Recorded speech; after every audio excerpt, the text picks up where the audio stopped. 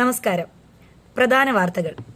Kerala story ഒരു കെട്ടുകഥയല്ലെന്നും അതൊരു real സ്റ്റോറിയാണെന്നും തന്റെ സുഹൃത്തിന്റെ മകൾക്കുണ്ടായ അനുഭവമാണെന്നും യുവതി.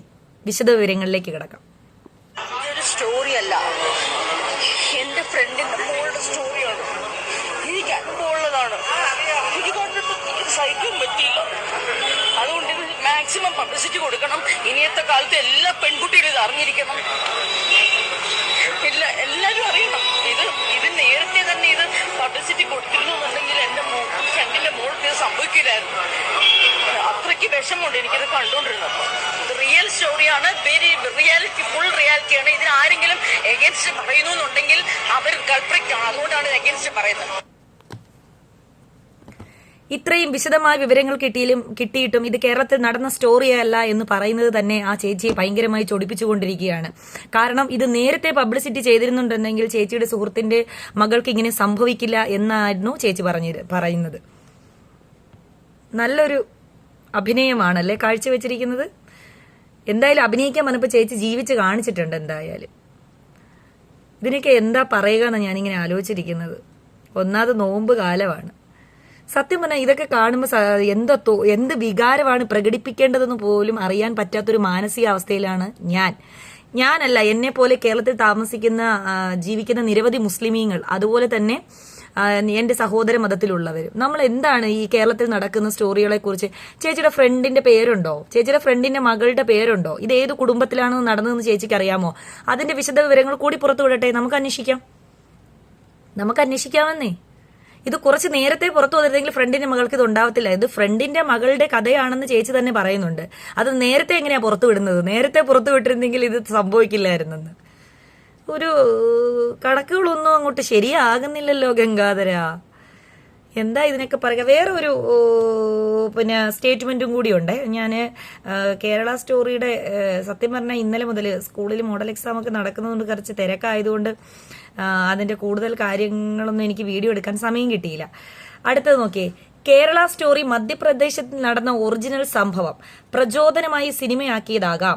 അവർ അവരുടെ പൈസയ്ക്ക് അവർക്ക് ശരിയെന്ന് തോന്നുന്നെടുക്കുന്നു. പിന്തുണച്ച് നമ്മുടെ പ്രശസ്ത സിനിമാ സംവിധായകനും നായകനും ഒക്കെയായ സന്തോഷ് പണ്ഡിറ്റ്. അങ്ങനെയാണെങ്കിൽ ശ്രീ സന്തോഷ് പണ്ഡിറ്റിനോട് ഞാനൊരു കാര്യം ചോദിക്കട്ടെ. ഇത് മധ്യപ്രദേശത്തിൽ നടന്ന ഒറിജിനൽ സ്റ്റോറി ആണെങ്കിൽ ദ മധ്യപ്രദേശ് സ്റ്റോറി എന്നല്ലേ സിനിമയ്ക്ക് പേരിടേണ്ടത്? എന്തിനാണ് കേരള സ്റ്റോറി എന്ന് പേരിടുന്നത്? ദ മധ്യപ്രദേശ് സ്റ്റോറി എന്നാക്കണം. ദ മധ്യപ്രദേശ് സ്റ്റോറി അങ്ങനെയാക്കണം. എനിക്ക് സത്യം പറഞ്ഞാൽ മനസ്സിലാവുന്നില്ല നിങ്ങൾ എന്താണ് ഇതിനെ കൊണ്ട് ഉദ്ദേശിക്കുന്നത്. എന്നിട്ട് എനിക്ക് എന്റെ വീഡിയോക്കിടയിൽ കുറെ കമന്റുകൾ വരുന്നുണ്ട്. നിങ്ങൾ പന്നി മാംസം കഴിക്കാറുണ്ടോ? ഇല്ല, ഞാൻ പന്നി മാംസം കഴിക്കാറില്ല എന്ന് കരുതി എന്റെ വായിൽ അത് ആരും കുത്തിക്കയറ്റി ഇന്ന് വരെ തന്നിട്ടില്ല. എനിക്ക് 37ാമത്തെ വയസ്സാണ്. ഈ 37 വർഷം ഞാൻ കേരളത്തിൽ ജീവിച്ചിട്ടും ഒരാൾ പോലും പന്നി ഇറച്ചി എന്റെ വായിലോട്ട് കുത്തിക്കയറ്റി തന്നിട്ടില്ല. എന്റെ സുഹൃത്തുക്കളൊക്കെ അത് എന്റെ അടുത്തിരുന്ന് കഴിച്ചിട്ടുണ്ട്. ഞാൻ കോളേജിലൊക്കെ പഠിക്കുന്ന സമയത്ത് പലരും അത് വീട്ടിൽ നിന്ന് കൊണ്ടുവന്ന് കഴിച്ചിട്ടുണ്ട്. ഞാൻ അവരുടെ വീട്ടിൽ പോകുന്ന ദിവസം, നമ്മളെ പല വിശേഷങ്ങൾക്കും അവർ ഇൻവൈറ്റ് ചെയ്യുന്ന ദിവസം അവിടെ പന്നി ഇറച്ചി ഉണ്ടാക്കാതിരിക്കാൻ അവർ മാക്സിമം ശ്രമിക്കാറുണ്ട്. കാരണം അത് നമ്മളെ റെസ്പെക്ട് ചെയ്തിട്ടാണ്. പക്ഷേ എന്നെ സംബന്ധിച്ച് എനിക്കത് ബുദ്ധിമുട്ടില്ല. പന്നിയിറച്ചി ഒഴികെ വേറെ എന്ത് വേണമെങ്കിലും എനിക്ക് കഴിക്കാമല്ലോ. പന്നിയിറച്ചി ഇഷ്ടമുള്ളവർ കഴിക്കട്ടെ, ഞാൻ കഴിക്കത്തില്ല. എനിക്കത് ഇഷ്ടമില്ല, ഞാൻ കഴിക്കത്തില്ല. എന്റെ വായിലോട്ട് ആരും കുത്തിക്കയറ്റി വെച്ച് തന്നിട്ടുമില്ല. പിന്നെ ഒരു കാര്യം, പശുവിനെ ഞങ്ങൾ അത്രയധികം സ്നേഹിക്കുന്നത് കൊണ്ടും ഗോവധ നിരോധനത്തിനെതിരെ ഭരണഘടനയിൽ ഒരു ആർട്ടിക്കിൾ, അതായത് നമ്മുടെ എന്താ പറയുന്നത്, directive principles of state policy, മാർഗനിർദ്ദേശക തത്വങ്ങളിലെ വകുപ്പ് 48 ഗോവധ നിരോധന നിയമം അല്ലെങ്കിൽ പ്രൊട്ടക്ഷൻ ഓഫ് ആനിമൽസ് എന്ന് പറഞ്ഞിട്ടൊരു ആർട്ടിക്കിൾ കൊടുത്തിട്ടുണ്ട് എന്ന് പറയുന്നുണ്ട്. സത്യം പറഞ്ഞാൽ ഞങ്ങൾ കേരളത്തിലെ മലയാളികൾ മീൻസ് ഇപ്പൊ ഈ മുസ്ലിം സമുദായത്തിൽപ്പെട്ടവരെയാണല്ലോ എല്ലാവരും കൂടുതൽ ആക്ഷേപിക്കുന്നത്. ഞങ്ങൾ മുസ്ലിം സമുദായത്തിൽപ്പെട്ട ആൾക്കാർ അറിഞ്ഞുകൊണ്ട് പശുവിനെ അറുക്കാറോ കഴിക്കാറോ ഇല്ല. പശുവിനെ അറിഞ്ഞുകൊണ്ട് അറുക്കാറുമില്ല, കഴിക്കാറുമില്ല. ഞങ്ങൾ ഏറ്റവും കൂടുതൽ കഴിക്കുന്നത് പോത്തിനെയും കാളയെയുമാണ്. ഇത് രണ്ടും നിങ്ങൾ ഗോമാതാവാണെന്ന് പറഞ്ഞാൽ അത് അംഗീകരിച്ച് തരാൻ എനിക്കൊട്ട് പറ്റത്തുമില്ല. പിന്നെ ഈ കച്ചവടക്കാര് ഇറച്ചികളുടെ കൂടെ ഇതൊക്കെ കയറ്റി വിടുകയാണ്, നമ്മൾ അറിയുന്നില്ലല്ലോ. പിന്നെ അവരെയും കുറ്റം പറയാൻ പറ്റത്തില്ല. കാരണം ഈ കറവമുറ്റിയ പശുക്കളെയും അതിന്റെ പ്രായാധിക്യം ഉണ്ടാവുകയും ചെയ്തു കഴിയുമ്പോൾ കർഷകരെ സംബന്ധിച്ചിടത്തോളം, അതായത് ഇതൊക്കെ ബിസിനസ് ആക്കി സംബന്ധിച്ചിടത്തോളം അവരെന്ത് ചെയ്യും? അതുകൂടി ചിലപ്പോൾ ഈ ബീഫിന്റെ കൂടെയൊക്കെ വെട്ടിക്കയറ്റി വിടുമായിരിക്കാം. അത് ഇഷ്ടമില്ലാത്തവർ കഴിക്കണ്ട. ഇന്ത്യയിലെ ഒരു ഹിന്ദുക്കളെയും ഒരു മുസ്ലിങ്ങളും നിർബന്ധിച്ച് ബീഫ് കഴിപ്പിച്ചിട്ടില്ല. നിങ്ങൾ ദയവായിട്ട് ഇങ്ങനെ ഒരു സമുദായത്തെ ആക്ഷേപിക്കരുതെന്ന് മാത്രമേ എനിക്ക് പറയാനുള്ളൂ കേട്ടോ. വളരെ സങ്കടത്തോടു കൂടിയാണ് ഇത് പറയുന്നത്. ഇപ്പൊ ഈ ബീഫ് ഫെസ്റ്റ് നടത്തിയുള്ള പന്നി ഫെസ്റ്റ് നടത്താനൊക്കെ ആൾക്കാർ പറയുന്നുണ്ട്. പന്നി ഇറച്ചി നിരോധിക്കൂ. പന്നി ഇറച്ചി നിരോധിച്ചാൽ അങ്ങനെ ഒരു ഫെസ്റ്റ് നടത്തിയാൽ അതിന്റെ മുൻപന്തിയിൽ ഞാൻ ഉണ്ടാവും. അത് കഴിക്കണം എന്നില്ലല്ലോ. ഇഷ്ടമുള്ളവർക്ക് വെച്ച് കഴിക്കാം. ഇഷ്ടമുള്ളവർ കഴിക്കുന്നതിനെ നമുക്ക് സപ്പോർട്ട് ചെയ്യാം. പന്നി ഇറച്ചി ഇവിടെ നിരോധിച്ചിട്ടുണ്ടോ? പന്നി ഇറച്ചി കഴിക്കരുതെന്ന് പറയുന്നുണ്ടോ? പന്നി ഇറച്ചി കഴിക്കുന്നതിനെതിരെ ആരെങ്കിലും അറിഞ്ഞു കൊല്ലുന്നുണ്ടോ? പന്നി ഇറച്ചി കഴിക്കുന്ന ഒരു സമുദായത്തെ, അതായത് ബീഫ് കഴിക്കുന്ന മുസ്ലിം സമുദായത്തെ ഇത്രയും മോശമായി നിങ്ങൾ ചിത്രീകരിക്കുമ്പോൾ പന്നി കഴിക്കുന്നവരെ ആരെങ്കിലും ഇത്ര മോശമായിട്ട് ആരെങ്കിലും ചിത്രീകരിക്കുന്നുണ്ടോ? പിന്നെന്തിനാണ് നിങ്ങൾ പന്നി ഇറച്ചിയും ബീഫുമായിട്ട് ഇങ്ങനെ കമ്പയർ ചെയ്യുന്നത്? അതും പോകട്ടെ, ഈ ബീഫ് മുസ്ലിങ്ങളുമായിട്ട് കമ്പയർ ചെയ്യുന്നത് എന്തിനാണ്? മുസ്ലിങ്ങൾ മാത്രമാണോ ബീഫ് കഴിക്കുന്നത്? ഈ ബീഫ് എന്നൊക്കെ പറയുന്നത്, അല്ലെങ്കിൽ തന്നെ ഒരു ഭക്ഷണ പദാർത്ഥം ഒരു സമുദായത്തിന്റെ മാത്രം തലയിലോട്ട് അടിച്ചേൽപ്പിക്കുന്ന എന്തിനാ? ഭക്ഷണം, വസ്ത്രം എല്ലാം ഓരോ വ്യക്തികളുടെ സ്വാതന്ത്ര്യമാണ്. അത് ഓരോരുത്തരങ്ങ് കൈയടക്കി വെച്ച് കഴിഞ്ഞാൽ പിന്നെ ബാക്കിയുള്ള മനുഷ്യർ എന്ത് ചെയ്യും? ഇപ്പൊ നെച്ചോറും ബിരിയാണിയും പറഞ്ഞാൽ അത് മുസ്ലിങ്ങളുടെ മാത്രമാണ്. നെച്ചോറും ബിരിയാണിയും ഉണ്ടാക്കുന്ന ഹിന്ദു വീടുകളില്ലേ, ക്രിസ്ത്യൻ വീടുകളില്ലേ, കഴിക്കുന്നവരില്ലേ? നിങ്ങൾക്ക് എന്ത് വിവരക്കേടായി വിളിച്ചു കൂവുന്നത്? ഇതിനൊക്കെ ഇപ്പം ഒരുപാട് വഴികളുമുണ്ട്. ഇപ്പൊ പറയും നിങ്ങളുടെ സാമ്പാറും അവിയലും ഒക്കെ നല്ല ടേസ്റ്റാന്ന് മുസ്ലിങ്ങൾ പറഞ്ഞിട്ടുണ്ട്. ഞാൻ എന്റെ വീട്ടിൽ സാമ്പാറും അവിയലും ഒക്കെ ദിവസവും ഉണ്ടാക്കുന്നതാ. എല്ലാ ദിവസവും ഇഡലിക്കും ദോശയ്ക്കും സാമ്പാർ ഉണ്ടാക്കുന്നയാളാ ഞാൻ. അവിയലും തോരനും പച്ചടിയും കിച്ചടിയും പ്രഥമനും ബ്രഹ്മസലിയും ഒക്കെ ഞാൻ ഉണ്ടാക്കും. ഇതെങ്ങനെയാണ് ഹിന്ദുക്കളുടെ മാത്രം ഭക്ഷണമായി മാറിയത്? എങ്ങനെയാണ് ഇപ്പോൾ ഇറച്ചിയും മാംസങ്ങളെല്ലാം മുസ്ലിങ്ങളുടെ മാത്രം ഭക്ഷണമായി മാറുന്നത്? ഇപ്പൊ നമുക്ക് പറയാം, ഈ വെജിറ്റേറിയനെ സംബന്ധിച്ച്, ബ്രാഹ്മിൺസിനെ സംബന്ധിച്ച് അവരെയാണെങ്കിൽ നമുക്ക് പറയാൻ പറ്റും. കാരണം എന്താ? അവർ പ്യുവർ വെജിറ്റേറിയൻസ് ആണ്. ഇറച്ചിയോ മീനോ ഒന്നും അവർ കഴിക്കാറില്ല. അത് അവർ കഴിക്കില്ല എന്നാണ് പറയുന്നത്. എന്ന് കരുതി ഇപ്പം അങ്ങനെ കഴിക്കുന്ന ബ്രാഹ്മിൺസ് ഉണ്ടെങ്കിൽ അത് തെറ്റാണെന്നോ മോശമാണെന്നോ പറയാൻ പറ്റുമോ? അത് അവരുടെ സമുദായത്തിൽ എന്തെങ്കിലും പ്രശ്നങ്ങൾ ഉണ്ടാക്കുന്നെങ്കിലും അവരുടെ വീടുകളിൽ എന്തെങ്കിലും പ്രശ്നങ്ങൾ ഉണ്ടാക്കുന്നതേ ഉള്ളൂ. അല്ലാതെ ഏതെങ്കിലും ഒരു ബ്രാഹ്മിൺ വന്നിട്ട് നാളെ ഒരു ദിവസം എന്തെങ്കിലും ഇറച്ചിയോ മീനോ കഴിച്ചെന്ന് വെച്ചിട്ട് അവർക്കെതിരെ വലിയൊരു ആരോപണം ഉണ്ടാക്കേണ്ട ആവശ്യമുണ്ടോ? അത് ഒരാളുടെ വ്യക്തിപരമായ കാര്യം.